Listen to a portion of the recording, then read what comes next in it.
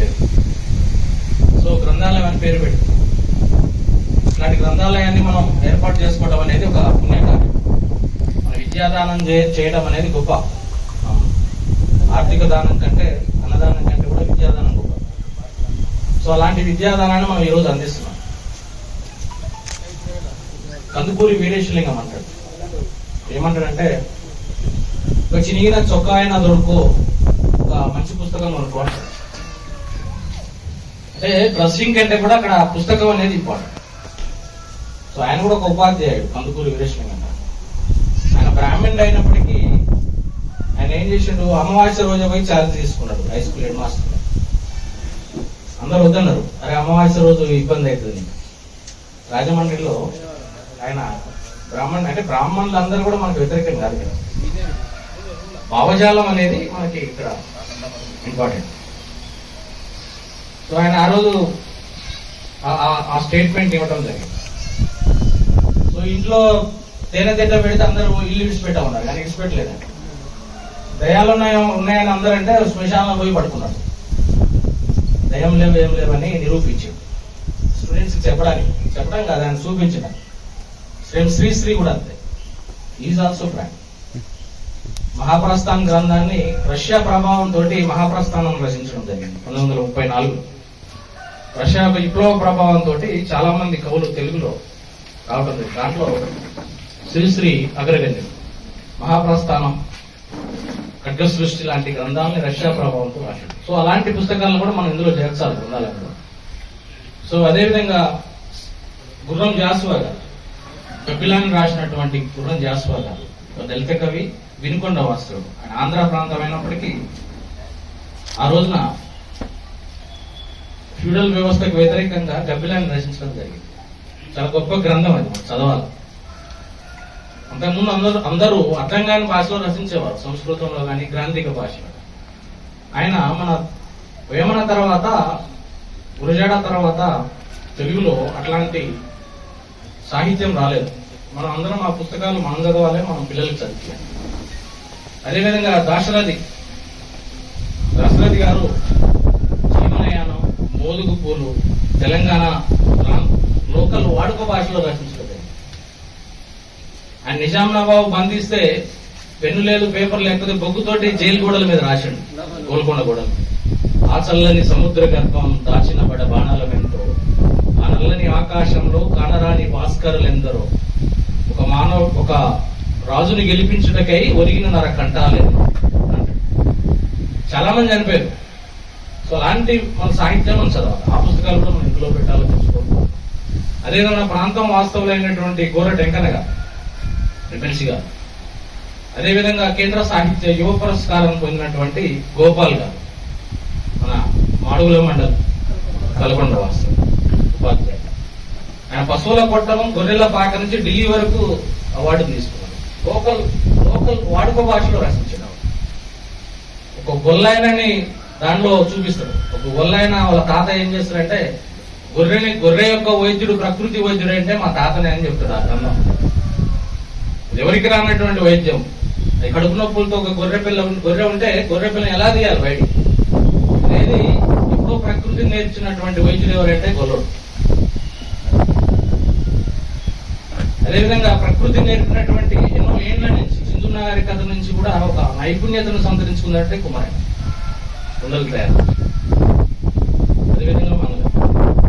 So ఇలాంటి గొప్ప దిక్కులు దేశంలో చాలా వారి యొక్క రచనలు మనం చదవాలి. చదివినప్పుడే మనం సొసైటీలో రూట్కి వెళ్ళగలుగుతాం.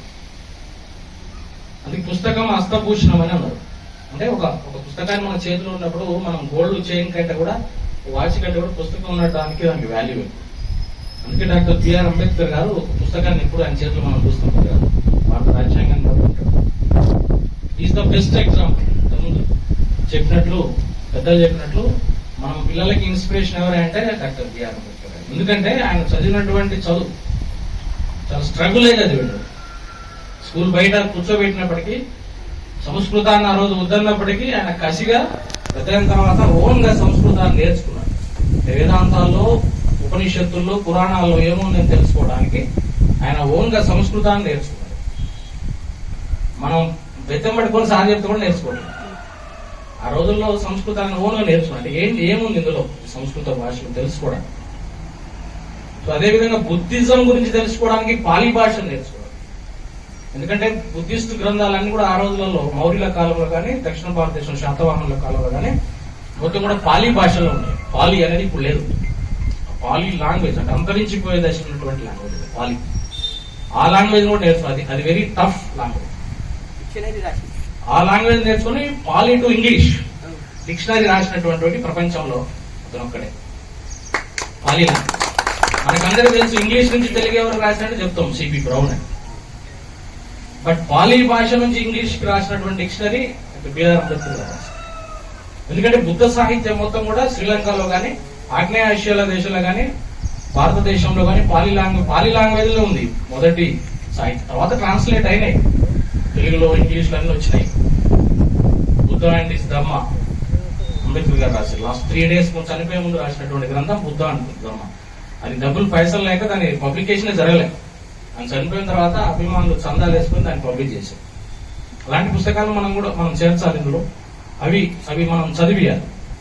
అందుకనే బిఆర్ అంబేద్కర్ బెస్ట్ ఎగ్జాంపుల్. ఎందుకంటున్నా అంటే ఆయన అంటాడు ఒక 10% పుస్తకాలకు కేటాయించాలి. 10% అంటే ఆదాయం వచ్చిన ఆదాయంలో ₹1,00,000 శాలరీ వస్తుంది. ఒక 10,000 ఖర్చు పెట్టాల్సిన పుస్తకాలు అని అనేవాడు. ఎందుకంటే ఆయన లండన్ పోయినప్పుడు కూడా లండన్ లో కార్ల్ మార్క్స్ తర్వాత అత్యధిక పుస్తకాలు ఈ ప్రపంచంలో చదివిన వ్యక్తి ఎవరంటే డాక్టర్ బిఆర్ అంబేద్కర్.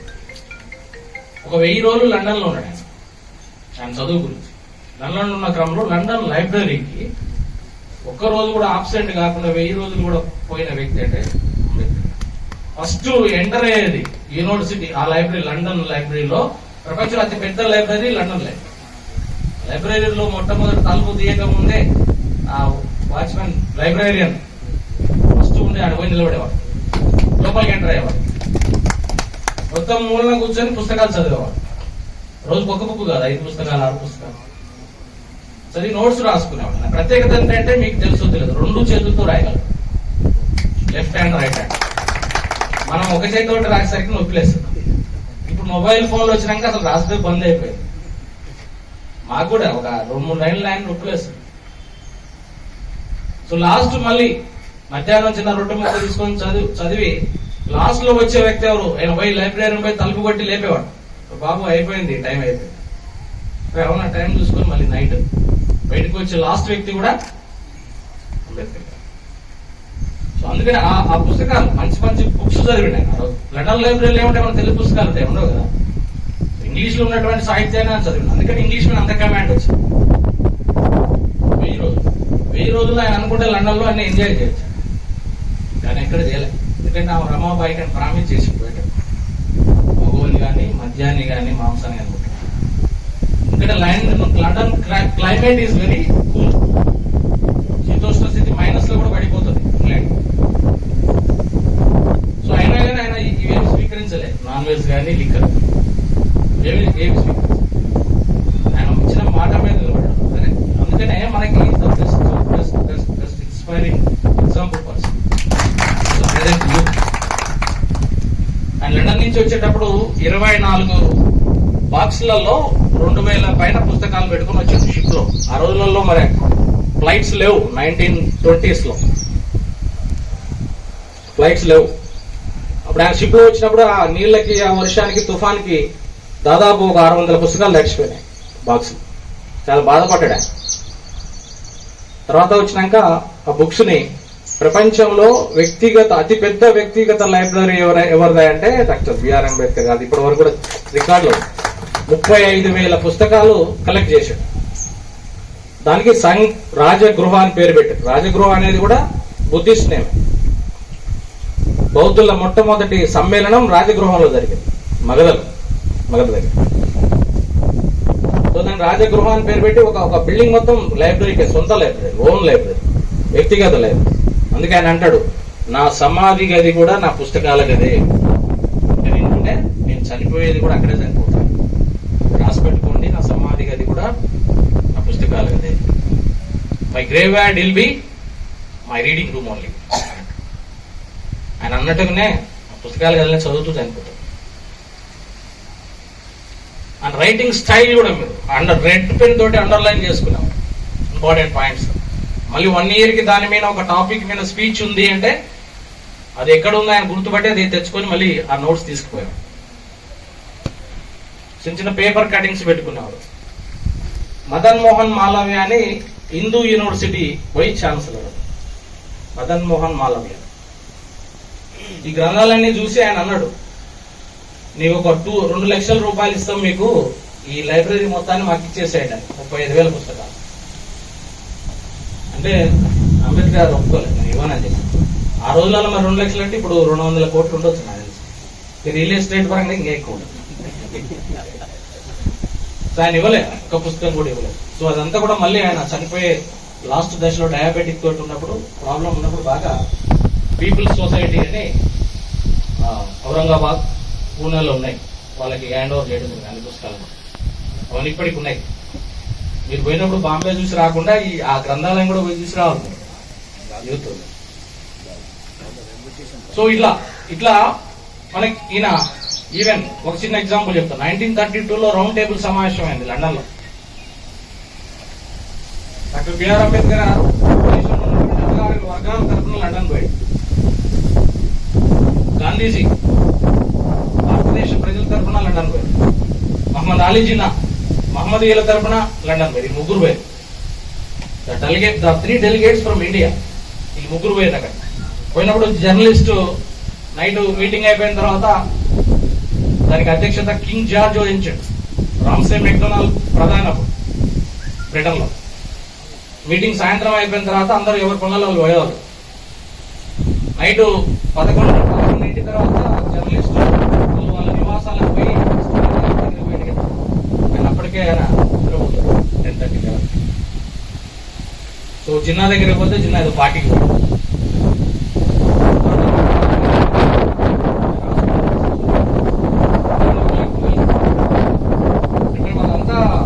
మీటింగ్ అయిపోయిన తర్వాత రిలాక్స్ అవుతున్నారు. మీరేంటి ఇంకా ఆర్ట్ వర్క్ చేస్తున్నారు, ఇంకా కష్టపడుతున్నారు, ఇంకా రాస్తున్నారు ఎందుకు అని అడిగాడు. అంటే ఆయన ఒక మాట అన్నాడు, దేశంలో అణగారిన వర్గాలు ఇంకా నిద్రావస్థలో ఉన్నారు. వాళ్ళు నిద్రావస్థలో ఉన్నారు కాబట్టి వాళ్ళు మేల్కొల్కాల్సిన బాధ్యత మాకుంది. కాబట్టి నేను నిద్రలేని రాత్రులు గడపాల్సిందే అన్నాడు. ఆ స్టేట్మెంట్ చూడండి, జర్నలిస్టు షేక్ అయిపోయింది. సో రౌండ్ టేబుల్ మీటింగ్ కానీ, తర్వాత సైమన్ కమిషన్ ఇండియాకి వచ్చినప్పుడు కానీ, తర్వాత రాజ్యాంగ రచనలో కానీ అన్నింటిలో కూడా ఆయన కమాండ్ ఎక్కడి నుంచి వచ్చిందంటే పుస్తక పఠనం, రీడింగ్. సో కాబట్టి ఆయన్ని మనం ఇన్స్పైరింగ్ గా తీసుకోవాలి. ఈ పుస్తకాలు పెట్టడమే కాదు గ్రంథాలయం, దాన్ని నిర్వహించగలగాలి. ఒక 10 మందినన్నా మనం రప్పియగలగాలి గ్రంథాలయం రోజు ఉదయం సాయంత్రం. అప్పుడే మనం పెట్టినటువంటి దానికి సార్థకత చేకూరుతాం. నల్గొండలో మా ఊళ్ళో లేదు, మా ఊరు పల్లెటూరు హుజూర్ నగర్ అని ఇప్పుడు కాన్స్టిట్యున్సీ అప్పుడు లేదు. మా కాలేజీ నేను అక్కడే ఇంటర్మీడియట్ డిగ్రీ అక్కడే చదివాను. బస్సు 4:30కు ఉంటుండే, నెర్ర బస్సు ఇంటర్మీడియట్. మా నాన్న ఏం చేస్తుండేనంటే డీజిల్ క్యాన్ ఇస్తుండే నాకు. పోయేటప్పుడేమో పట్టుకొని పోవాలి, వచ్చినప్పుడు డీజిల్ తీసుకొని రావాలి క్యాన్లు, 20 లీటర్ల క్యాన్. అది తీసుకొని వస్తుండే. ఆ డీజిల్ ఒక 2 కిలోమీటర్లు ఉంటుంది బస్ స్టాండ్కి పెట్రోల్ పంప్. ఆటోలో వేస్తే 10 రూపాయలు 20 రూపాయలు ఆనికెందుకు వెళ్ళని నేనే వాటికి వస్తుండే. ఒక పక్క పుస్తకాలు, ఒక పక్క డీజిల్ క్యాన్ తీసుకొని వస్తుండే. అదేమో ఇట్లా ఊపుతుండే, ఊపి పాయింట్ అంతా తడుస్తుండే, డీజిల్ పడుతుండే. అది నేను ఒక మంగళ షాప్ ఉంటుండే మంగళాన్ని, ఆ షాప్ లో పెట్టి పుస్తకాలు న్యూస్ పేపర్ చదువుతుండే. 4:30కి రావాల్సి ఉంటే ఒకవేళ 5-10 నిమిషాలు అయితే వెళ్ళిపోతుండే బస్సు. మళ్ళీ 2 గంటలు పడుతుండేది రావడానికి. సో ఆ 2 గంటలు ఏం చేసేదంటే లైబ్రరీ ఉంటుండే దగ్గరలో, ఆ లైబ్రరీకి పోయి కూర్చుంటు. మనం ఈ రోజున మనం ఇక్కడ యూనిఫామ్ వేసుకుంటున్నామంటే గ్రంథాలయమే దానికి కారణం అని వాస్తవంగా ఒక 2 గంటలు దాని మీద కేటాయిస్తాం పుస్తకాలు కానీ తీసుకోవడం. తర్వాత నేను మెంబర్షిప్ తీసుకున్నాను 50 రూపాయలు. 50 రూపాయలు మెంబర్షిప్. లైబ్రరీని ఏం చేస్తాడంటే 50 రూపాయల కంటే తక్కువ బుక్కే ఇస్తాడు, ఎక్కువ కాస్ట్ మీద ఏడు ఇంటికి మళ్ళీ. ఎందుకంటే అది రాకపోతే మళ్ళీ ఇబ్బంది అని. అందుకే సంస్కృతంలో ఒక శ్లోకం ఉంది, పుస్తకం వనిత విత్తం పరహస్తం గతం గత. పుస్తకము స్త్రీ, తర్వాత విత్తం డబ్బులు అప్పులు ఇస్తే తిరిగి రావడం, ఆయన వచ్చినా చినిగి వస్తాయి లేకపోతే డ్యామేజ్ అయ్యి వస్తాయని బుద్ధి. అందుకే పుస్తకాలు నేను కూడా మ్యాక్స్ ఎవరికి ఇయ్యను. అంబేద్కర్ గారు కూడా ఏం చేసేదంటే ఈవెన్ స్వీపర్స్ కూడా వాళ్ళ మీద డౌట్ ఉంటే పోయిన కూడా ఇటు పిలిచి జేబులు చెక్ చేసేవాడు. ఏమైనా కటింగ్స్ జేబులు పెట్టుకొని పోతాడేవాడు. సో ఇట్లా అంటే ఈ పుస్తక పఠనం ఈ రోజున మొబైల్ ఫోన్స్ వచ్చినాయి. మొత్తం మొబైల్ ఫోన్స్ కి అడిక్ట్ అయ్యింది. పిల్లలు పుస్తక పఠనం అనేది జరిగి ఉమ్మడి కుటుంబ వ్యవస్థ విచ్ఛిన్నం అయిపోయింది. మనం మీ కాలంలో మా కాలంలో జనరేషన్ లో ఏం చెప్పాలంటే తాతలు తండ్రులు ఉండేవాళ్ళు, పెదనాయన ఉండేవాళ్ళు, లేకపోతే మామయ్య ఉండేవాళ్ళు, ఎవరో మనకి పురాణ గాథలు కానీ లేకపోతే ఇన్స్పైరింగ్ స్టోరీస్ కానీ ఇవన్నీ చెప్పేవాళ్ళు. చెప్పి వాళ్ళని మోటివేట్ చేసేవాళ్ళు. ఇప్పుడు ఆ పరిస్థితి లేదు. ఓన్లీ న్యూక్లియర్ ఫ్యామిలీస్ అయిపోయినాయి. భార్య భర్త, ఒక పిల్లిగాడు లేదంటే ఇద్దరు. సో వాళ్ళు కూడా వీళ్ళ డ్యూటీకి వాళ్ళు పోతారు, వచ్చి పడుకుంటారు.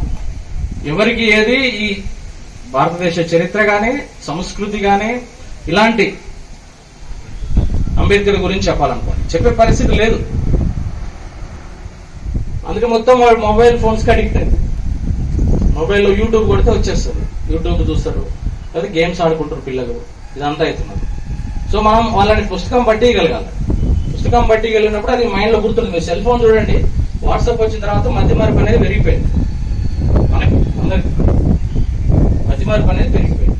ఎందుకంటే అది డిజిటల్ అది కంటికి హాని చేస్తుంది. పుస్తకం అట్లా కాదు. పుస్తకం చదవండి గుర్తుంటుంది లైఫ్ లో. వాట్సాప్ అట్లా కాదు. మన తోకల్ సంజీవ్ గారికి కూడా వాట్సాప్ ఒక మెసేజ్ వచ్చింది. ఇంతకు చెప్పినటువంటి ఆషాఢ పౌర్ణమి జూలై 13 అండ్ దాంట్లో రాశారు ఆర్టికల్. నేను చదివినా, మీరు చదివారో లేదు. మన వచ్చింది ఆ కాపీ జూలై 13 కానీ మీరు 6 days ముందే వచ్చింది. అది చదివండి. ఆషాఢ పౌర్ణమి బుద్ధిజానికి ఉన్నటువంటి లింక్ ఏందని రాసిరాడు బాగా. మనం అలాంటి చదవం మనం. సో అలాంటి చదవాలి, పిల్లలతో చదివేయాలి. చదివించినప్పుడే వాళ్ళకి పుస్తక పఠనం పట్ల ఇంట్రెస్ట్ పెరుగుతుంది. మొన్న ఇక్కడ చేస్తున్నది ఇన్స్పిరేషన్ తీసుకుని ఇక్కడ ముద్దువిల్లో లైబ్రరీ ఇనాగ్రేషన్ చేసి, ముద్దువిల్లో వెంకటరెడ్డి గారని ఆయన 1960s లోనే వాళ్ళ స్కూల్లో పాతకాలంలో హై స్కూల్ ఉందట. 1964లోనే అమలు కూడా లేనప్పుడు అలాంటి దశలో ఆయన వెంకటరెడ్డి అని పంతులు ఉన్నట్టు పాత. ఇప్పుడున్న వాళ్ళందరికీ కూడా ఆయన గురువు. సో వాళ్ళ కుమారుడు అమెరికా పోయించుంటూ ఆయన ప్రేమతో ఆ లైబ్రరీ పెట్టింది. మమ్మల్ని కూడా పిలిచారు, గారు మేమందరం పోయి నన్ను కూడా మాట్లాడమంటే మాట్లాడాను. మంచి పుస్తకాలు పెట్టింది అక్కడ కూడా. ఇప్పుడు అక్కడ డిజిటల్ కూడా కొన్ని ల్యాప్టాప్లు పెట్టింది, ల్యాప్టాప్ సిస్టమ్స్ పెట్టింది. సో ఇట్లాంటి గ్రంథాలయాలు రావాలి గ్రామాల్లో కూడా. గ్రామాల్లో వచ్చినప్పుడు పిల్లలతోటి చదివించడం అనేది మనకి వాళ్ళకి కంపల్సరీ చేయించాలి. వాళ్ళతోటి పుస్తక పఠనం అనేది చేయించాలి. తర్వాత మా ఇంట్లో దాదాపు 1500 పుస్తకాలు ఉంటాయి ఇంట్లో. ఇక్కడ అమంగళ్ళు కొన్ని పెట్టినాం, అక్కడ కొన్ని 1500 పుస్తకాలు. 1500లో మేజర్ పుస్తకాలు డాక్టర్ బిఆర్ అంబేద్కర్ గారి గురించి ఉంటాయి. దాంట్లో నో డౌట్. తర్వాత స్వామి వివేకానంద గురించి ఉంటాయి. తర్వాత ఇతర ఆటోబయోగ్రఫీస్ ఉంటాయి, స్పిరిచువల్ ఉంటాయి, ఫిలాసఫీ ఉంటాయి, ఇండియన్ హిస్టరీ అండ్ హెరిటేజ్ ఉంటాయి. అన్ని పుస్తకాలు ఉంటాయి ఆల్మోస్ట్. నన్ను అడిగిన వాళ్ళు మీరు లిస్ట్ ఇవ్వండి సరే బుక్స్ ఉంటే మీరు తెచ్చుకుంటా ఉన్నాను. నేను ఇస్తా అని చెప్పిన లిస్ట్ ఏమేమి బుక్స్ పెట్టాలి. గ్రంథాలయం గ్రంథాలయం ఎలా నిర్వహణ చేయాలనేది కూడా ఒకటి పీజీలో కోర్సు ఉంటుంది. మళ్ళీ ఎమ్మెల్యే బిఎల్ఎస్సి ఎంఎల్ఏసి అంటారు, ఒక సబ్జెక్టే ఉంది అది. సో తర్వాత ఇంతకుముందు మన పెద్దలు చెప్పినట్లు మనం అమంగల్లో కూడా పిల్లల్ని చాలా మంది బుక్స్ ఎమ్మెల్యే గారి సహకారంతో దాదాపు 1000 మందికి అమంగల్లో 1000 మందికి కోచింగ్ ఇప్పించడం జరిగింది. వాళ్ళందరికీ బుక్స్ పెట్టిన 10 పుస్తకాలు ఇచ్చారు. 3 నెలలు వాళ్ళకి లంచ్ ఫ్యాకల్టీని హైదరాబాద్ నుంచి తీసుకొచ్చి ఇవ్వడం జరిగింది. ఇచ్చి వాళ్ళకి నెక్స్ట్ ఇప్పుడు ఫిలిమ్స్ వస్తుంది, కోచింగ్ వాళ్ళని సిద్ధం చేయడానికి కోచింగ్ సిద్ధం చేయి. ఇప్పుడు ఫిలిమ్స్ వస్తుంది కాబట్టి దానికి రెడీ ఉన్నారు. ఆ 1000 మందిలో మనకి 200 మంది సెలెక్ట్ అయినా కానీ మన ప్రయత్నం సక్సెస్ అయినట్లే. అంటే మన ప్రాంతం వాళ్ళే ఉన్నారు, ఎస్సీ ఎస్టీ బీసీలో ఉన్నారు పిల్లలు. సో వాళ్ళందరూ చెప్పి వాళ్ళు వృద్ధిలోకి రావాలని చెప్పేసి కోరుకుంటున్నాను. అదేవిధంగా మన ప్రాంతంలో ఉన్నటువంటి గోపాల్కి సంబంధించిన దండకడియం గురించి, ఆ దండకడియం బుక్ కూడా ఇందులో తీసుకొచ్చి పెట్టారు కదా. ఆ బుక్స్ కూడా మీరు చదవండి, అందరు ఆ పుస్తకం చదవాలి. తర్వాత గోరటి వెంకన్న గారి పుస్తకం చదవాలి. తర్వాత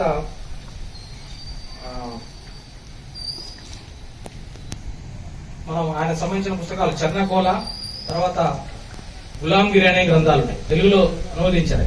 అవి కూడా ఆ పుస్తకాలు కూడా పెడితే ఆ సాహిత్యం కూడా మనం చదవచ్చు. చదివి మనం ఆ మెయింటెనెన్స్ అనేది రిజిస్టర్ మెయింటైన్ చేయడం, తర్వాత ఏ పుస్తకం తీసుకుపోతున్నారు, ఏ పుస్తకం తీసుకురావాలని చెప్పేసి ఇవన్నీ ఉంటాయి. అందుకనే పుస్తక పట్ల ఇప్పటి నుంచి కాదు, అలెగ్జాండర్ దండెత్తేట ఒక దేశం నుంచి ఇంకో దేశానికి దండెత్తేటప్పుడు ఆ నైట్ క్యాంపులో ఆయన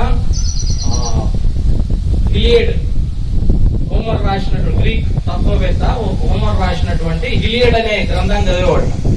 జస్ట్ లైక్ మనకి కౌటిల్యుని యొక్క అర్థశాస్త్రం ఎలాంటిదో, చాణక్యుని అర్థశాస్త్రం ఎలాంటిదో, ఆ హిలియడ్ అనేది అలాంటిది వాళ్ళ గ్రీక్స్. ఆ పుస్తకం చదివి అందులో యుద్ధ నైపుణ్యాలు నేర్చుకుని యుద్ధం సాగించేవాడు.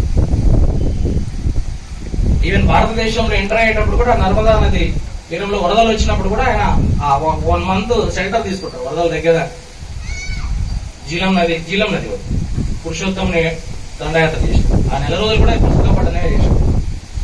ఇట్లా చాలా ఎగ్జాంపుల్ చెప్పొచ్చు. అక్బర్ నిరక్షరాస్యుడు, ఆయన చదువు రాదు, రాయలేడు, చదవలేడు.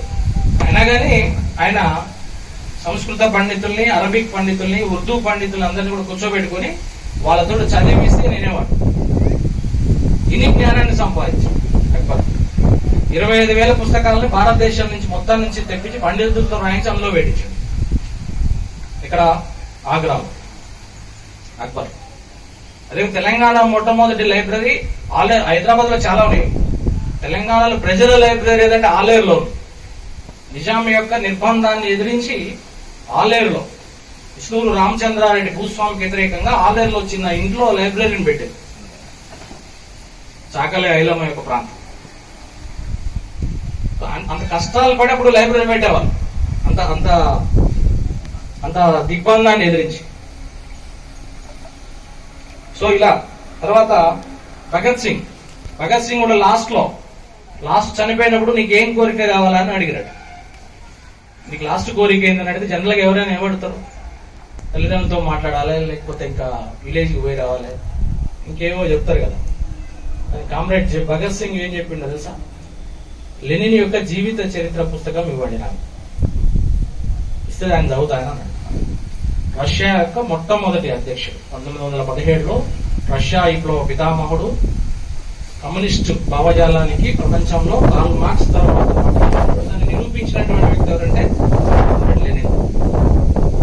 సో ఆయన జీవిత చరిత్ర కావాలని చెప్పి చదివాడు చనిపోయే ముందు. సో ఎందుకు ఆ పుస్తకంలో అసలు ఏముంది ఆయన జీవిత చరిత్ర, ఎలా రష్యా విప్లవాన్ని స్టార్ట్ చేశాడు అనేది దాని గురించి తెలుసుకోవడం కోసం లాస్ట్ లో అంటే చదువుకుంటాడు. కానీ మళ్ళీ చదవాలనిపించి మళ్ళీ సో తర్వాత ఇట్లా చాలా ఎగ్జాంపుల్ చెప్పుకోవచ్చు. బేకన్ అనేట ఆయన అంటాడు, ఏమంటాడంటే పుస్తకాలు అనేవి 3 రకాలు. ఒకటి రుచి చూసి వదిలేయాలి, కొన్ని రకాలు నమలాలి టేస్ట్ చూడాలి. మూడో రకం పుస్తకాలు రుచి చూసి నమిలి జీర్ణం చేసుకోవాలని అంటే 3 రకాల పుస్తకాలు ఉన్నాయి. అంటే మనం ఏకోగా చదవాలి, లాస్ట్ 3వ దశ జీర్ణం చేసుకోవాలి పుస్తకాలు. అలాంటి పుస్తకాలను మనం పెట్టాలి, అలాంటి పుస్తకాలను మనం చదవాలి. చాలా పుస్తకాలు ఉంటాయి మార్కెట్లో, అట్లా కాదు. మనకి ఎవ్రీ ఇయర్ మీరు గుర్తుపెట్టుకోండి, డిసెంబర్ లాస్ట్ వీక్ లో హైదరాబాద్ బుక్ ఫెస్టివల్ జరుగుతుంది. ఇక్కడ ఇందిరా పార్క్ ఎదురుగా ఎన్టీఆర్ స్టేడియంలో జరుగుతుంది. అక్కడ 350 బుక్ స్టాల్స్ వస్తాయి. ఒక వారం 10 రోజులు ఒక పుస్తక పండగ లాగా ఉంటుంది, ఫెస్టివల్ అన్నట్టు. భారతదేశం నలుమూలల నుంచి, కలకత్తా నుంచి, ఇటు సైడ్ పంజాబ్ నుంచి, కేరళ నుంచి, జమ్మూ కాశ్మీర్, మొత్తం 4 దిశల నుంచి కూడా అక్కడికి వస్తాయి అన్ని. ఎవ్రీ ఇయర్ జరుగుతుంది అది. సో నేను అది 2 రోజులు సెలవు పెట్టిపోతాను. నేను 2 రోజులు మన లాస్ట్ టైం 350 పుస్తకాలు కొనుక్కున్నాం. 350 పుస్తకాలు. సో మీరు వెళ్ళండి, పాత పుస్తకాలు కూడా దొరుకుతాయి, ఓల్డ్ బుక్స్ దొరుకుతాయి, కొత్త బుక్స్ దొరుకుతాయి. సో ఆ పుస్తకాలు మనం డిస్కౌంట్ అంటే మన స్టాల్స్ ఉంటాయి, స్టాల్స్ చూసుకుంటా వెళ్ళాలి. ఒకవేళ డిసెంబర్ దాకా ఎందుకనుకుంటే మనకి అబిడ్స్ లో విశాలాంధ్ర బుక్ హౌస్ ఉంది పెద్దది. తర్వాత బాగలింగంపల్లిలో సుందరయ్య విజ్ఞాన కేంద్రం ఉంది. అక్కడనే తర్వాత నవోదయ బుక్ స్టాల్ ఉంది కాచిగూడలో. ఒక 6 book stall, famous book stalls ఉన్నాయి. అక్కడ కూడా పోయి మీరు కొనుక్కోవచ్చు. పిల్లలతో చదివియాలి. వరల్డ్ లో వేరే కంట్రీస్ లో ఏదైనా బర్త్డే అయినప్పుడు ఏం చేస్తారంటే, బర్త్డే రోజు ఏమి ఇస్తాం, మనం ఏమి ఇస్తాం, ఏదో గోల్డ్ లేకపోతే ఇంకా కేక్ చేస్తాం, అది చేస్తాం, ఇది చేస్తాం, పార్టీ అంటారు. వేరే కంట్రీస్ లో రష్యా లాంటి దేశాల్లో ఏం చేస్తారు, వాళ్ళు ఒక పుస్తకాన్ని బహుకరిస్తారు, ఒక పుస్తకాన్ని ఇస్తారు ఆ పిల్లగానికి. సో అంటే నేను ఈ పుస్తకం చదవాలేమో అనేది ఆలోచనకు వస్తుంది. ఇప్పుడు ఎవరే కాదు, మావాడు కూడా వాడి పుస్తకం జీకే పుస్తకం ఇస్తే 10 రోజులైనా అది కంప్లీట్ కావట్లేదు. అదే సెల్ ఫోన్ ఇచ్చినాం అనుకోండి, ఇది చదవమని అది చదివేస్తారు. సెల్ ఫోన్ అట్లా అడిక్ట్ అయ్యారు. కోవిడ్ వల్ల ఇంకా అది ఇంక్రీజ్ అయింది. ఇంకా కోవిడ్ వల్ల సెల్ ఫోన్ వాడకము తర్వాత ఇవన్నీ ఇంక్రీజ్ అయ్యాయి. దాన్ని తగ్గించి మనం పుస్తక పఠనం అనేది చేయాలి. అందుకనే స్టేట్ గవర్నమెంట్ రీడ్ అనే ప్రోగ్రామ్ తీసుకొచ్చింది. రీడ్ అంటే read, enjoy and development. Read expansion ఏంటంటే రీడ్, ఎంజాయ్ అండ్ డెవలప్మెంట్ అంటే 1 hour శనివారం రోజు ఒక 1 hour బలవంతంగా కొట్టి చదివిపియాలని అర్థం. స్కూళ్ళల్లో కొత్తగా వచ్చింది. ఎందుకు మరి పుస్తకాలు చదవట్లేదు. అకాడమిక్ పుస్తకాలు కాదు, జనరల్ పుస్తకాలు కూడా చదవాలి. అకాడమిక్ పుస్తకాలు ఎలా ఎగ్జామ్స్ అప్పుడు బట్టి పడతారు అంతే, తర్వాత మళ్ళీ మర్చిపోతారు. అంతా బ్యాచ్లు ఎవరు వస్తున్నారు, నారాయణ శ్రీ చైతన్య బ్యాచ్, బాయిలర్ కోట్ పిల్లలు వస్తున్నారు. వాస్తవం ఒప్పుకోవాలి మనం, మీరే కాదు మా పిల్లలందరూ. వాళ్ళకి సొసైటీ పట్ల ఏం అవగాహన ఉంటుంది? Maths, physics, chemistry, maths, physics, chemistry. వాడు వేరేది తెలియదు కాబట్టి నిద్ర లేపినా కానీ ఐఐటి, ఎంసెట్, ఐఐటి, ఎంసెట్, వేరేది లేదు. మనం ఏం చేసినాం మన కాలంలో? సామాజిక శాస్త్రాలు చదివాం, భారతదేశ చరిత్ర చదివాం, ఒక ప్రపంచ చరిత్ర చదివాం, ఒక పొలిటికల్ సైన్స్ చదివాం. పొలిటికల్ సైన్స్ లో రాజ్యాంగ నిర్మాణం ఎలా ఉంటుంది, రాజ్యాంగంలో పౌరులకు ఉన్నటువంటి ప్రాథమిక హక్కులు ఏంటి, ప్రాథమిక విధులు ఏంటి చదివినాం. ఎకనామిక్స్ చదివినాం, ఆర్థిక శాస్త్రం చదివినాం. ఆర్థిక శాస్త్రంలో డిమాండ్ సప్లై సూత్రాలు ఏంటి చదివినాం. అదే ఆర్థిక శాస్త్రంలో తెలంగాణ గ్రామీణ వ్యవస్థ ఏంది, భారతదేశ ఆర్థిక వ్యవస్థ ఏంటి. బ్రిటిషర్స్ భారతదేశం నుంచి బ్రెయిన్ డ్రైన్ అనే సిద్ధాంతం, దాదాబాయి నౌరోజీ ప్రతిపాదించినటువంటి దాని ద్వారా భారతదేశం నుంచి ఎన్ని కోట్ల రూపాయలు బ్రిటన్ కి వలసపోయింది చదివినాం. మన పత్తిని తీసుకెళ్లి మనకే బట్టలు ఇచ్చేవాడు. సో అట్లాంటి చదివినప్పుడు సొసైటీలో పేదల యొక్క స్థితిగతులు ఏంటి అవి తెలుస్తాయి. మీరు చూసుకోలేదు, కొత్తగా వచ్చే బ్యాచ్లు కూడా ఆఫీసర్స్ బ్యూరోక్రసీలో, సివిల్స్ లో కానీ, గ్రూప్ 1 లో కానీ మొత్తం ఐఐటి వాళ్ళు, బీటెక్, టెక్నాలజీ, ఎంటెక్ చేసిన వాళ్ళే వస్తున్నారు.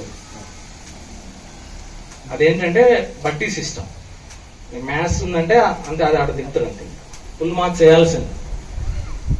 నువ్వు భారతదేశ చరిత్ర గురించి నువ్వు ఎంత రాసినా 10కి 5 మార్కులు 6 మార్కులే. నువ్వు ఎంత చదువు ఎంత రాయి. సో వాళ్ళలో కూడా ఉన్నారు, మెడికల్ లాంటి ఆఫీసర్స్ ఉన్నారు. బట్ అంటే గ్రౌండ్ లెవెల్లోకి పోయి చదివి, ఇప్పుడు నారాయణ శ్రీ చైతన్య బ్యాచ్ అని చెప్పాం కదా, వాళ్ళకి అంతే 5 కిలోమీటర్ కాదు 2 కిలోమీటర్ కూడా పరిగెత్తలేదు ఇప్పుడు వచ్చేటటువంటి పిల్లలు.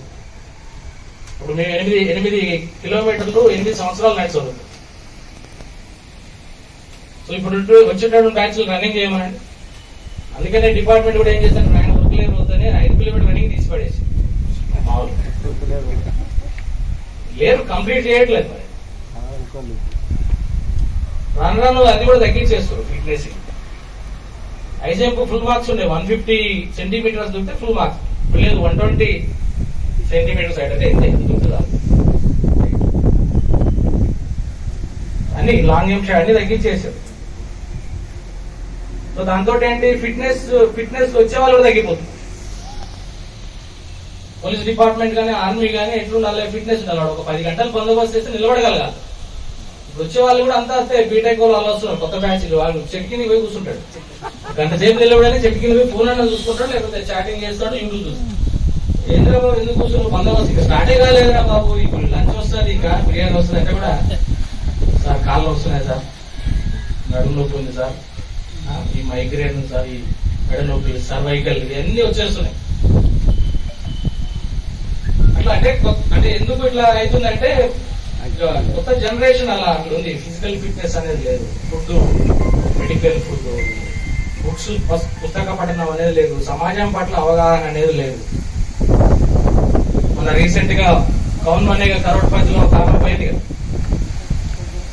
చాలా చదువుకుంది, పీజీలు పిహెచ్డీ. క్వశ్చన్ అడిగారు అంబేద్కర్ గారి గురించి, అది చెప్పలేకపోయింది. వాట్సాప్ లో వచ్చి కింది వాటిలో బాబా సాహెబ్, వెరీ గుడ్, కింది వాటిలో బాబా సాహెబ్ అని ఎవరిని పిలుస్తారు అనేది కొంచెం సింపుల్ క్వశ్చన్. 5వ తరగతి పిల్లగా చెప్పాలి. ఆమె చెప్పలేకపోయింది. నిజంగా దురదృష్టం. అదే పుస్తకాల పట్ల, సమాజం పట్ల అవగాహన ఉన్నట్లయితే వెంటనే చెప్తాం. అందుకే భారత రాజ్యాంగాన్ని అంబేద్కర్ గారు ఎందుకు అంత ఇప్పటి వరకు కూడా మనం దాన్ని ఇంప్లిమెంట్ చేయగలుగుతున్నాం. ఇప్పటి వరకు ఇంత పెద్ద భారతదేశ వ్యవస్థ, ఇన్ని పార్టీలు ఉన్నాయి, వందల వేల పార్టీలు ఉన్నాయి, వందల వేల కులాలు ఉన్నాయి, కొన్ని పదుల సంఖ్యలో రాష్ట్రాలు ఉన్నాయి, యూనియన్ టెరిటరీస్ ఉన్నాయి. అయినా విచ్ఛిన్నం కావట్లేదు. సుడాన్ విచ్ఛిన్నమైంది, శ్రీలంకలో సంక్షోభం ఏర్పడింది, ఆఫ్ఘనిస్తాన్ లో సంక్షోభం ఏర్పడింది. డెమోక్రసీ పోయి వాడు బ్రిటిషర్స్ ఏం చేసినప్పుడు ఎవరి పేరు, ముగ్గురు పేర్లు వచ్చింది. ముగ్గురు ఎవరో తెలుసా? Bentham is the father of political philosophy. తర్వాత థామస్ జెఫర్సన్, వీళ్ళిద్దరు కూడా యూరోప్ వాళ్ళు. మూడో వ్యక్తి ఎవరు? Doctor BR. ముగ్గురే వచ్చారు. ఇండియా అప్పటి కాదు, టోటల్ భారతదేశంలో ఉన్న, ప్రపంచంలో ఉన్న అన్ని దేశాలు. అందుకనే ఆయనకు అప్పు చెప్పారు రాజ్యాంగం వచ్చింది. ఎన్ని గ్రంథాలు, ఎన్ని బుక్స్ చదివి ఉండాలి దాన్ని రాయాలంటే అంత ఈజీ కాదు కదా. ఒక ఆర్టికల్ ఇబ్బంది. జాన్ డ్యూయి అని ఈయన పిహెచ్డీ చేయడానికి పోయినప్పుడు కొలంబియా యూనివర్సిటీలో జాన్ డ్యూయి అనేట ఆయన ప్రొఫెసర్ సీనియర్, ఆయన ఫిలాసఫర్ ఫేమస్. ఆయన పుస్తకాల రచనలతోటి నా ప్రభావితమైన ఫస్ట్ అంబేద్కర్ గారు. ఒక ఆర్టికల్ రాయమని చెప్పిండు పిహెచ్డీ. అప్పటికి ఇంకా స్టార్టింగ్ స్టేజ్. అన్నప్పుడు దేని మీద రాయాలి సార్ అని అడిగాడు. తెలియక అని దేని మీద రాయాలంటే, నువ్వు ఓరల్గా చెప్పినావు కదా, భారతదేశంలో ఉన్నటువంటి కుల వ్యవస్థ, వర్ణ వ్యవస్థ, బ్రిటిషర్స్ సిస్టమ్ ఎలా ఉంది, గ్రామీణ వ్యవస్థ ఉంది, నువ్వు ఏ స్థాయి నుంచి వచ్చినావు అదే రాయి బాబు అన్నాడు.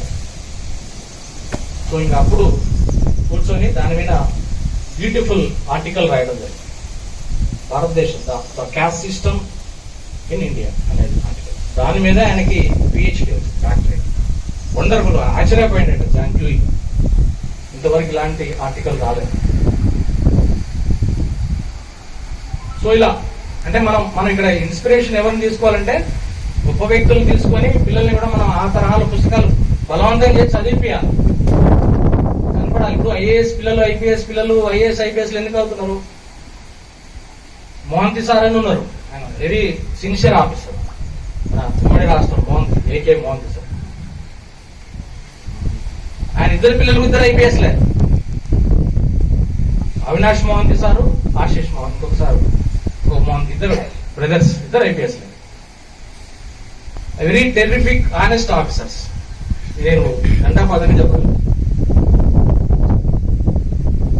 ఇక్కడ మెదక్ లో సీఎం ప్రోగ్రామ్ అవుతుంటే కూడా 5:01 అయ్యేసరికి సిట్ చేసి పడేసారు సీఎం ప్రోగ్రామ్. అలాంటి టఫ్ ఆఫీసర్స్. వాళ్ళు ఎట్లా వచ్చారు? వాళ్ళంటే వాళ్ళ పుట్టినప్పటి నుంచే competition success review, competition repressor, Yojana, Kurukshetra, outlook ఇలాంటి పుస్తకాలు మ్యాగజైన్స్ లో వాళ్ళ ముందుంటాయి. మనం ఎందుకు పెట్టి కూడా మనం కూడా పెట్టాలి పిల్లలకి.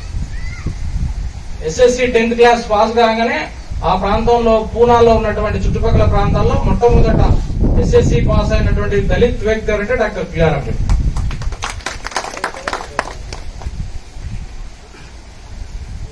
ఆ స్కూల్లో మీటింగ్ పెట్టారు. ఇట్లా ఎల్ఫిన్స్టన్ స్కూల్ దాని పేరు. స్కూల్లో మీటింగ్ పెట్టినప్పుడు ఈయనకి సన్మాన సభ. ఎవరికి? అంబేద్కర్ గారు. 15 కేలుస్కర్ అన్నట్టు ఆయన కూడా బ్రాహ్మణే. ఆయన కానీ ఈయన లైఫ్ ని ఇన్స్పైర్ చేసినటువంటి వ్యక్తులు 2-3 బ్రాహ్మణ్స్ ఉన్నారు అంబేద్కర్ గారు. కేలుస్కర్, అంబవాడేకర్, ఈయన భార్య అయినటువంటి శారద, ముగ్గురు బ్రాహ్మణ్స్. సో ఆయనకి సన్మానం చేసినప్పుడు ఇచ్చినటువంటి బుక్ ఏదంటే బుద్ధ చరిత్ర. ఎస్ఎస్సి పాస్ అయినటువంటి ఆయనకి సన్మానంగా బహుమతిగా ఇచ్చినటువంటి బుక్ బుద్ధ చరిత్ర. లక్ష మెదళ్లకు ఒక సిరా చుక్క 1,00,000 మెదళ్లకు కదలిక. ఒక సిరా చుక్క 1,00,000 మెదళ్లకు కదలిక. ఇక్కడ గన్ను చేయలేనిది కూడా పెన్ను చేస్తుంది. గన్ను చేయలేనిది కూడా పెన్ను చేస్తుంది. అందుకని నెల్సన్ మండేలా తెలుసు కదా, నెల్సన్ మండేలా దక్షిణాఫ్రికా యొక్క మాజీ అధ్యక్షుడు. ఆయన మన స్వాతంత్రోద్యమంలో మన ఇండియాలో అక్కడ దక్షిణాఫ్రికాలో స్వాతంత్రోద్యమంలో ఆయన ఫాదర్ ఆఫ్ నేషన్, దక్షిణాఫ్రికా ఫాదర్ ఆఫ్ నేషన్, జాతిపిత. ఈ వీడియో కానీ మీకు నచ్చినట్టయితే లైక్ చేయండి, అలాగే సబ్స్క్రైబ్ చేయండి. పక్కనే ఉన్న బెల్ బటన్ని నొక్కడం మర్చిపోకండి.